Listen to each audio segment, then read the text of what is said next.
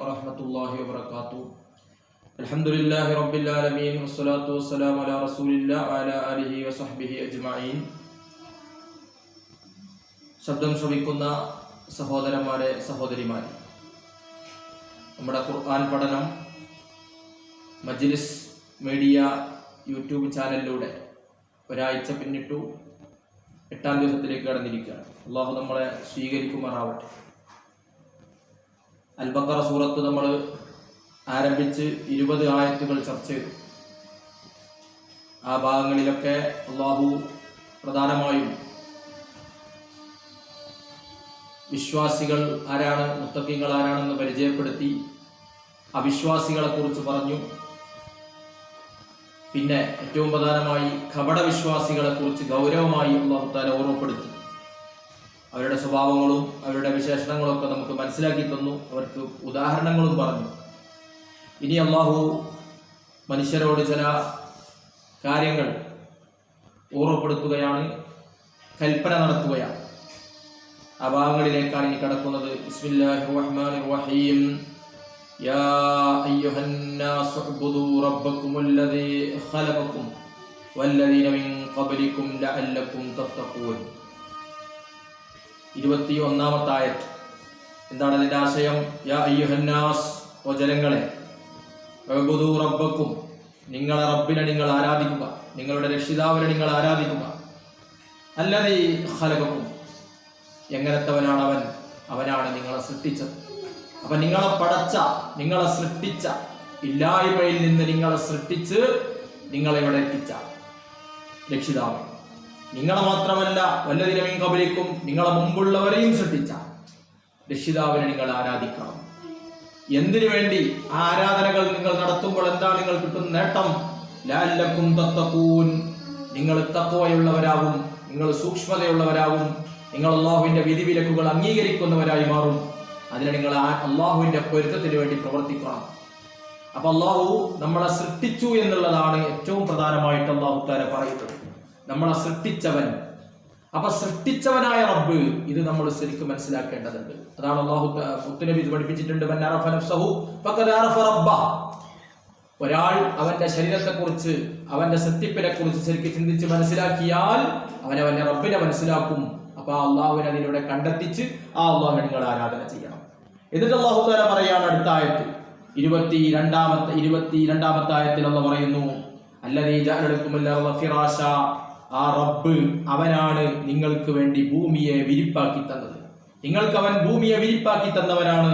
വസ്സമാഅ ബിനാഅ, ആകാശത്തെ മേൽത്തട്ടാക്കിയവനാണ്. ആകാശം നിങ്ങൾക്ക് നല്ലൊരു മേൽത്തട്ടാക്കി മുകളിൽ നിങ്ങൾക്ക് സംവിധാനിച്ചു എന്നവനാണ്. മാത്രമല്ല വഅൻസല മിനസ് സമാഇ മാഅ, നിങ്ങൾക്ക് അവൻ വെള്ളം ഇറക്കി തന്നു. ആകാശത്തിൽ നിന്ന് വെള്ളം ഇറക്കി തന്നവനാണ്. എന്നിട്ട് ആ വെള്ളം ഇറക്കിയിട്ടെന്ന് എന്ത് ചെയ്തു?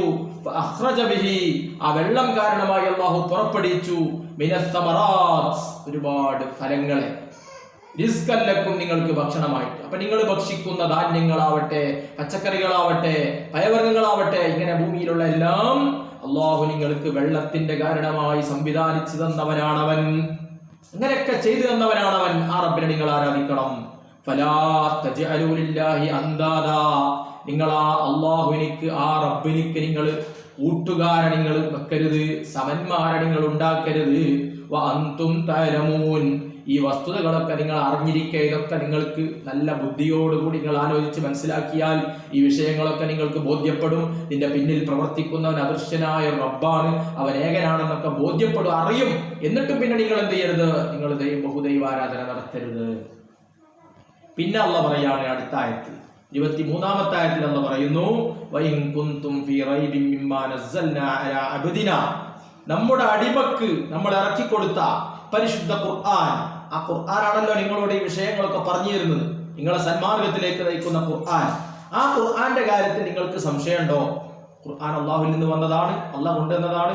ഇത് മുത്തുനബി അല്ലാഹുവിൽ നിന്നുള്ള വഹീ മുഖേനയാണെന്ന് പറയുന്നത്, മുഹമ്മദ് നബി സല്ലല്ലാഹു അലൈഹി വസല്ലം പഠിപ്പിക്കുന്നത് എന്ന് നിങ്ങൾക്ക് സംശയമുണ്ടോ? അതുകൊണ്ടാണ് അന്ന് മക്കാ മുശ്രിക്കുകൾ പലരും പറഞ്ഞു, ഇത് അല്ലാഹുവിൽ നിന്നുള്ളതല്ല, ഇത് വെറും മായാജാലമാണ്, സിഹറാണ്, ഇത് പാട്ടാണ് എന്നൊക്കെ പറഞ്ഞിരുന്നു, കളിയാക്കിയിരുന്നു. ഇത് ശരിയല്ല എന്ന് പറഞ്ഞിരുന്നു. അതാ അല്ലാഹു പറയുന്നത്, അതിന് നിങ്ങൾക്ക് സംശയിക്കുന്നവരാണെങ്കിൽ നിങ്ങൾ എന്ത് ചെയ്യണം? ഫഅ്തൂ ബിസൂറത്തിൻ മിൻ മിസ്ലി, ഈ ഖുർആനിലുള്ള ഒരു സൂറത്ത് പോലത്തെ സൂറത്ത് നിങ്ങൾ കൊണ്ടുവരിക. നിങ്ങൾ വേറെ കൊണ്ടുവരി. ഇതുപോലത്തെ ഒരു സൂറത്ത് നിങ്ങൾക്ക് വലിയ സാഹിത്യം അറിയാലോ, നിങ്ങൾ സാഹിത്യകാരന്മാരാണല്ലോ. മുഹമ്മദ് നബി സല്ലല്ലാഹു അലൈഹി വസല്ലം തങ്ങൾ നിങ്ങളെപ്പോലെ എത്തും വായനയൊന്നും പഠിച്ച് അങ്ങനെ ഇവിടെ വളർന്നതല്ലോ. പക്ഷേ മുത്തുനബിക്ക് അള്ളാഹു അത് വലിയൊരു മുഅ്ജിസത്തായിട്ട് അള്ളാഹു തആല നൽകിയ ഖുർആൻ, അതാണ് നിങ്ങൾക്ക് പറഞ്ഞു തരുന്നത്. പക്ഷെ നിങ്ങൾക്ക് സംശയമുണ്ടോ? എന്നാൽ നിങ്ങൾ ഇതുപോലത്തെ ഒരു സൂറത്ത് കൊണ്ടെന്നോ? വദൂശുഹദാകും മിൻ ദൂനില്ലാഹ്, ആ വിഷയത്തിന് അള്ളാഹുവിനെ കൂടാതെ നിങ്ങൾക്ക് ആരെ വേണമെങ്കിലും നിങ്ങൾക്ക് അതിനെ വിളിച്ചോ, നിങ്ങൾ സഹായികളെ വിളിച്ചോ, നിങ്ങൾക്ക് ആളുകളെ വിളിച്ചോളൂ. ഇൻകുന്തും സ്വാദിഖീൻ, നിങ്ങൾ ഈ മുത്തുനബിയെ എതിർക്കുന്ന, മുഹമ്മദ് നബി സല്ലല്ലാഹു അലൈഹി വസല്ലം എതിർക്കുന്ന വിഷയത്തിൽ നിങ്ങൾ സത്യമാണ് പറയുന്നതെങ്കിൽ, നിങ്ങൾ ഇപ്പൊ ഈ പറഞ്ഞതിന് ഈ ഖുർആനെതിരെ നിങ്ങൾ ഉന്നയിക്കുന്ന വാദങ്ങളൊക്കെ നിങ്ങൾ സത്യമാണ് പറയുന്നതെങ്കിൽ നിങ്ങൾ അതുപോലത്തെ ഒരു സൂറത്ത് നിങ്ങൾ കൊണ്ട് കാട്ടിത്തരി.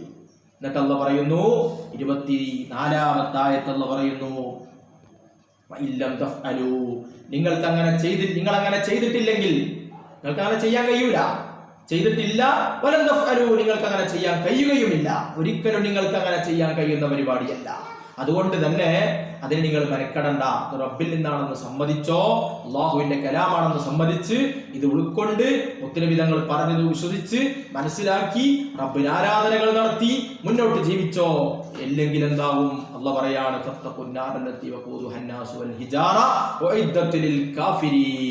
മനുഷ്യരെയും കല്ലുകളെയും വിറകാക്കി കത്തിക്കപ്പെടുന്ന അഗ്നിയെ, നരകത്തെ നിങ്ങൾ സൂക്ഷിക്കുകയും, അത് സൂക്ഷിച്ചോളി, നിങ്ങൾ പേടിച്ചോ. ആ നരകം അത് സത്യനിഷേധികൾക്ക് വേണ്ടി തയ്യാർ ചെയ്യപ്പെട്ടിട്ടുള്ളതാണ്. അതുകൊണ്ട് നിങ്ങൾ സത്യത്തെ നിഷേധിക്കണ്ട, അല്ലെങ്കിൽ കപടവിശ്വാസത്തിലേക്ക് പോകണ്ട. റബ്ബിനെ ആരാധിച്ച് അള്ളാഹുവിന്റെ പൊരുത്തത്തിലായി മുന്നേറുക. ഖുർആൻ അള്ളാഹുവിൽ നിന്നാണെന്ന് വിശ്വസിക്കുക, മുത്തുനബി അംഗീകരിക്കുക.